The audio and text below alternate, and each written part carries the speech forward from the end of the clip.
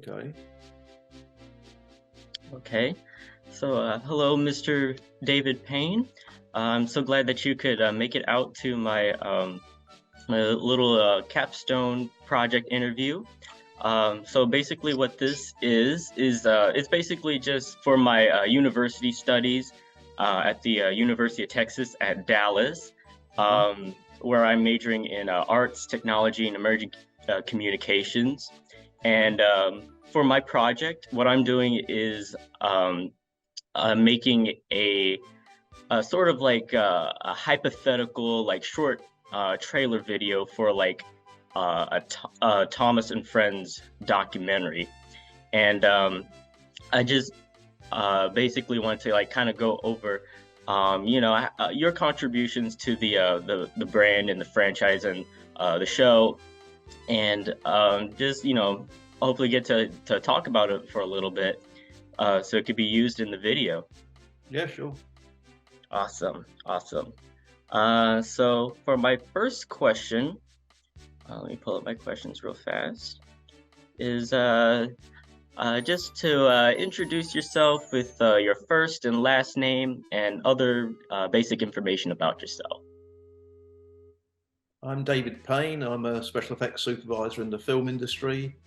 And with regard to this, I was in charge of building all the trains for the first and second series of Thomas the Tank Engine. All right. My next question is, when did you first hear about the production of Thomas? Well, I was working for a company called Clearwater Films. We were doing mainly commercials in those days. And they got the opportunity to make Thomas the Tank Engine, and so the first series, and they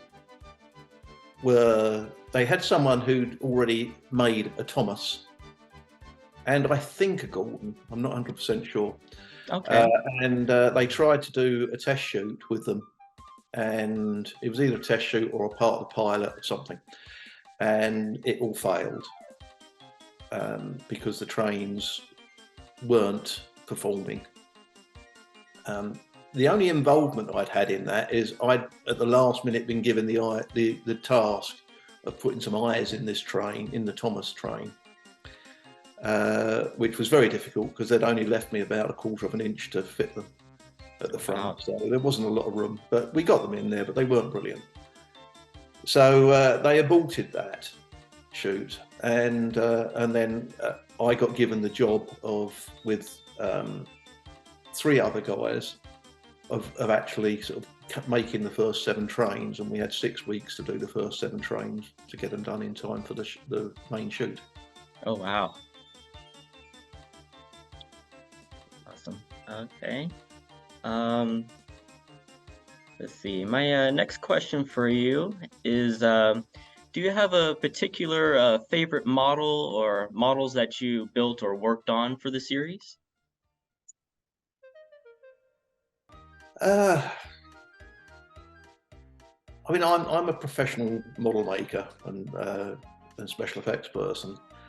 Uh, yes, I mean they were nice to make, and I enjoyed making them. Whether I have a particular favourite, I'm not sure. Um, when you stop doing these things as a hobby and you start doing them, and you're under the pressure to build 7 trains, and you've only got 6 weeks to do it, and you haven't got an idea yet how you're even going to start, you just want to see the end of the project at that Yeah, point. that makes sense. That makes sense. And you want them to work and all happen well. So I never see a model as an end product anymore. I started out in architectural and engineering model making. That's where I started, where the model was always the end product. Mm, My end product as a special effects supervisor and a special effects model maker and all of that is an image on a piece of film.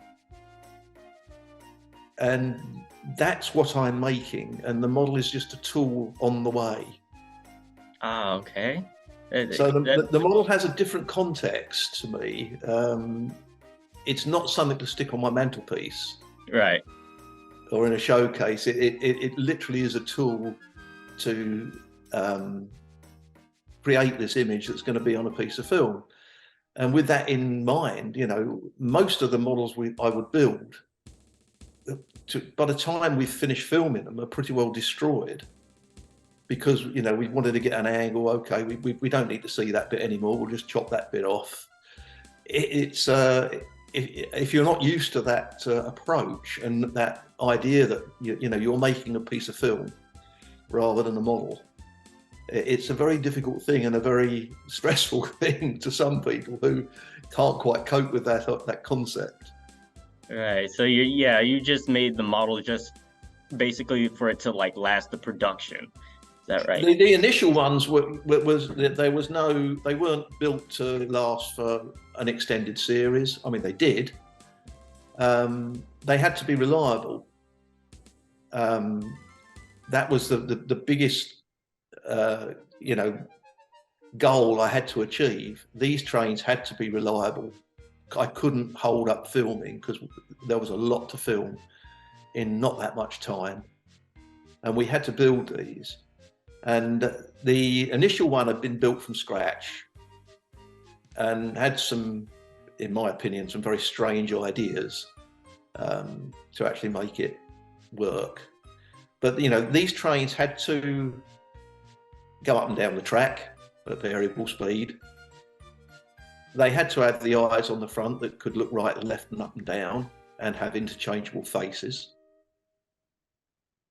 And they had to puff smoke.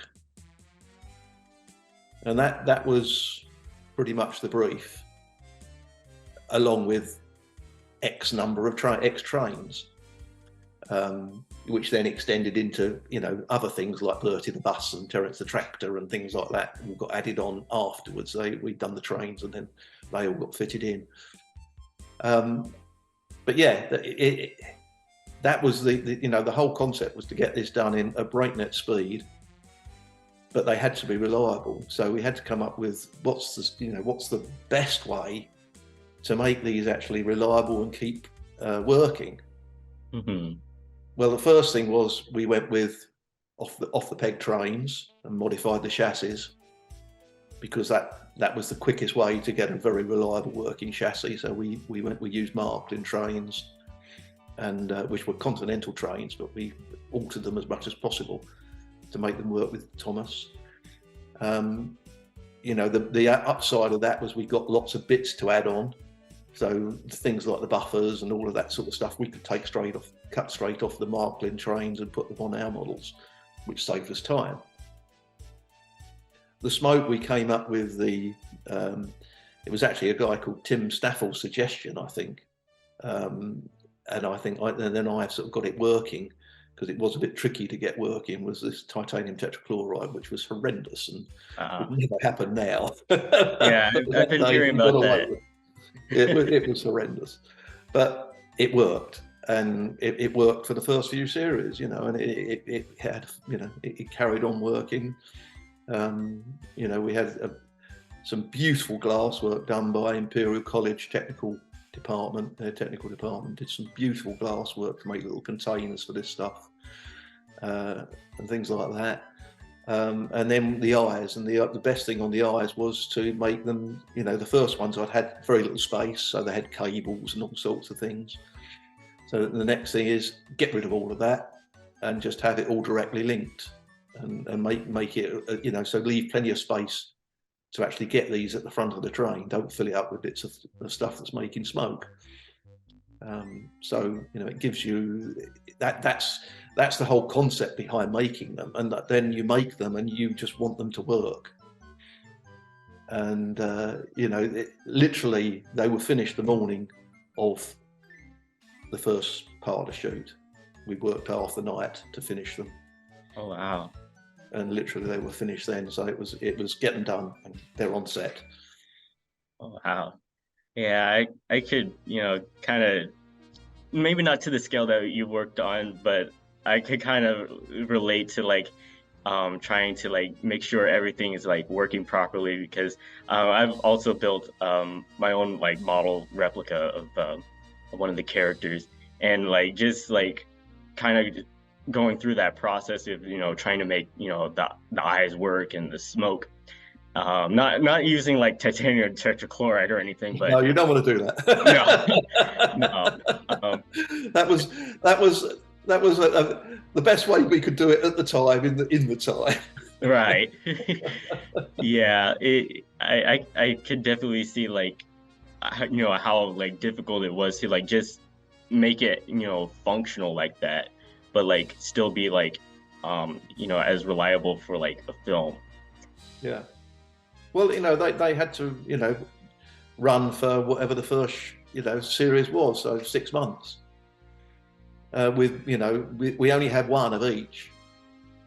There wasn't a spare. Oh, yeah. There was no spare trains. We only had one train of each. Wow. So they had to be reliable enough that they would keep working. And there was one guy with them the whole time who, every night would take them apart and clean them and pack them up. Oh, wow. So when they were finished, they all got cleaned and put away properly. And then they were brought out the next day, so they were tested. And there were a couple of times when things went wrong and we had to sort of rush around to fix them. But that was to be expected. Yep.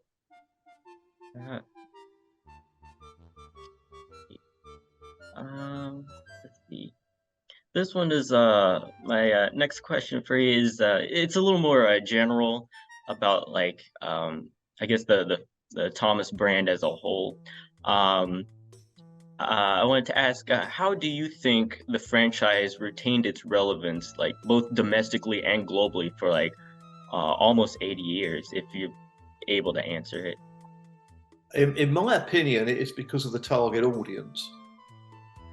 The target audience being children, they see these things, and when they're very young, it was a very sort of enigmatic series. It sucked people in as kids, and kids loved these little trains and all of that. And I think the fact they were real also, not so much the latest ones where it's all computer generated, but I think because it was real, there was a character to it. And there was something, although you were viewing it, it's still quite tactile. Mm-hmm. And I think that sort of got into children's minds, and as they grew up, they suddenly wanted to understand it more and wanted to sort of experience much more of it. And it still moved on, and it still moved on to the later younger kids, and it still is today with the computer stuff. That's what everybody wants today, But I think it was because it really got into people's skins and into people's minds at that very young age, and I think they then grew up with it and wanted more of it. I mean, it happened with adolescence and things like sort of Star Trek and stuff like that, Mm-hmm. where they, although they were quite crude and all, everything was, fairly low tech, and Doctor Who as well. But it was a younger audience, not as young as Thomas, but a younger audience, and they sort of got sucked into it and then grew up with it, and suddenly they wanted it as an adult as well.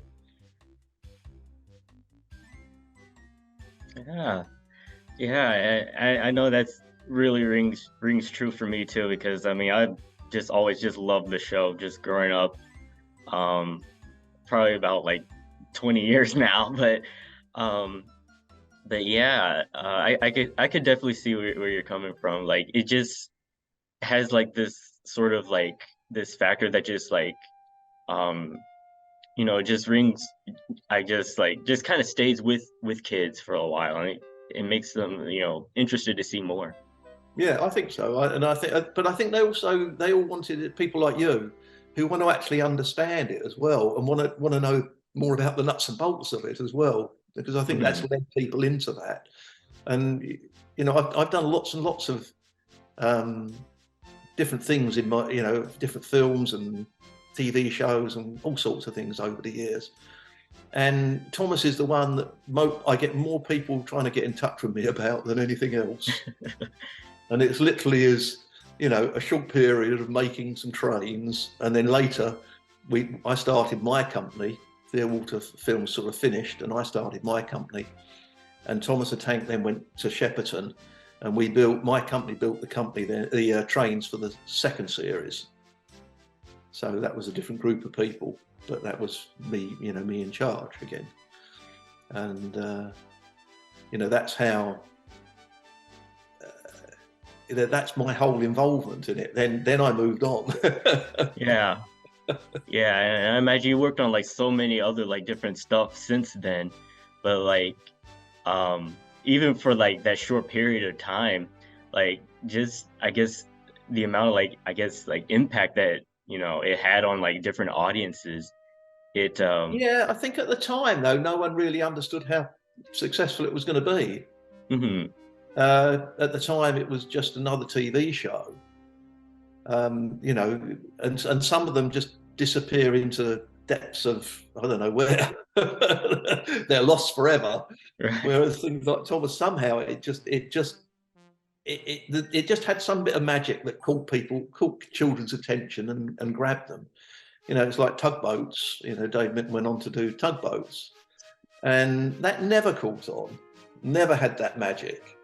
You know, and it is almost lost to the world now. You know, it doesn't really exist anymore. Right. Yeah. Let's see. Um, let's see. My next question that I have for you is well, I mean, you might have already touched on this already, but how has Thomas impacted your career as model maker, if it has? It was a nice job to do, and say it's the one that people want to talk about. So in my older age, it's the one I get more sort of coming back from. You know, I'm semi-retired now. I'm pretty well retired now, and I get to speak to people like you about it, whereas it's not really about anything else. Oh wow, wow.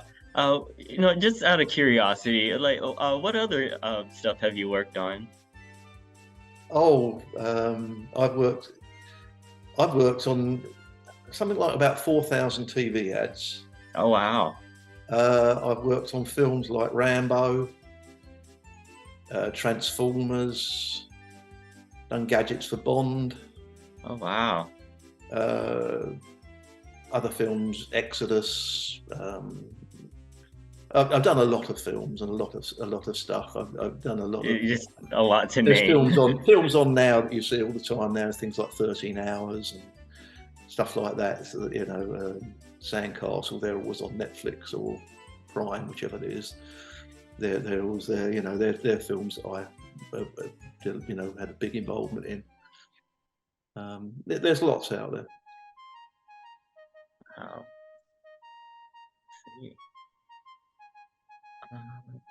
Sorry, still pulling up my questions. Let's see. My next question is, if you ever had like the chance to do it again, would you work on the series again? If they, you know, we're still working with like models and everything.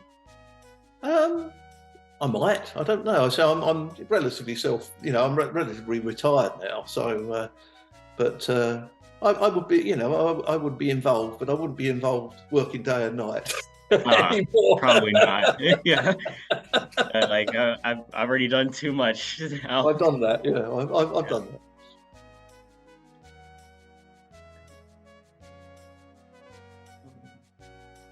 All right, so that I guess that brings me to my my last question now. Is there any more information that we haven't discussed that you would like to share?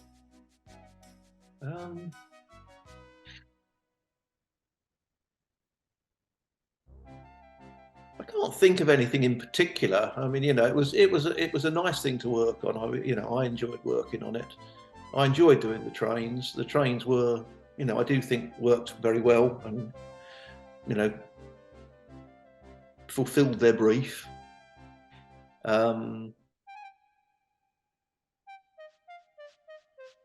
I mean, you know, the trains were only part of it.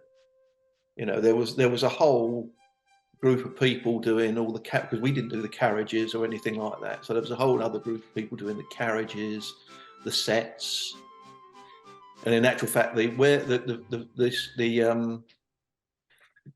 stage that the first series of Thomas was shot in, that became the my company's, mine and John Pennicott's and David Lilly's company, first workshop. So we actually built the trains for the second series in what was the studio that all the first series was shot in. Oh wow, So that's that's a interesting. little snippet. So there's a little bit of, you know, stuff going on there and sort of meshing together. But yeah, it's fun to work on, and you know, and I'm glad it was so successful. It was a lovely idea. Wonderful, wonderful. I just wanted to thank you so much, Mr. Payne, for you know, again taking the time out to like do this just little interview with. Yeah, I definitely want to also, you know, keep you updated for, you know, as I, you know, kind of progress further along for this Yeah, sure. this Sure. project. No. I'm sure you'd love to see it. Yeah. But yeah, thank you so much. Oh, and while I'm here, I actually wanted to show you real fast. This is actually my model of Percy. Oh, Percy. Yeah, that I've been working on. Yeah. It even uses the Markland parts. Yeah, that's the right chassis. Yeah, yeah, that's the right chassis. I can see. Yep. It's even got the eyes, although they're a little bit misaligned, so I still got to work on those. Yeah, I mean, we had.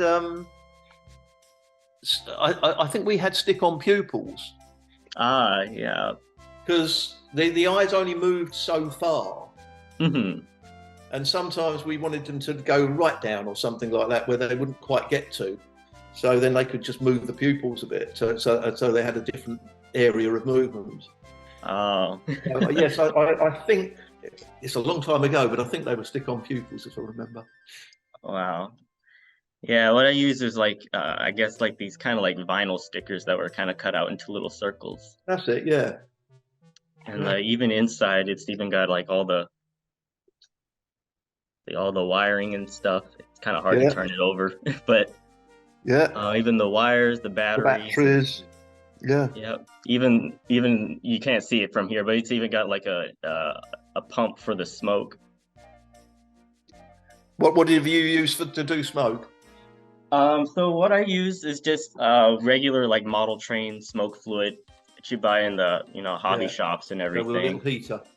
Yeah, and yeah, it just heats up, hooked up to like the electrical system and everything. And yeah, I haven't painted them just yet, as you could see, but it's getting there. Oh well, you know, you do it a stage at a time. Right. Right. No, well done. It looks really good. It looks nice and clean and crisp. Thank you. Yeah. Good job. And I also wanted to, you know, thank you for, you know, for your help all the way back when I was like first building this. Yeah. Because I always wanted to see how to make like these like model replicas and everything. And the pictures that you sent over, they absolutely really helped. And you know, well, they were the first morning of shoot. Wow. That was literally, we finished building them, took some photos, and they went on set. Wow. Yeah. And yeah, those pictures, they just really helped me to like kind of understand how everything worked inside. So I really appreciate that as well. No, you're welcome. Yeah, but thank you so much. I'll let you go now. I'm sure you're very busy at this time, so I want to thank you so much again for all your help. And, no, you're very welcome, and I hope everything goes well and everything's successful for you. Thank you. You have a wonderful day now. Okay, bye then. Bye-bye.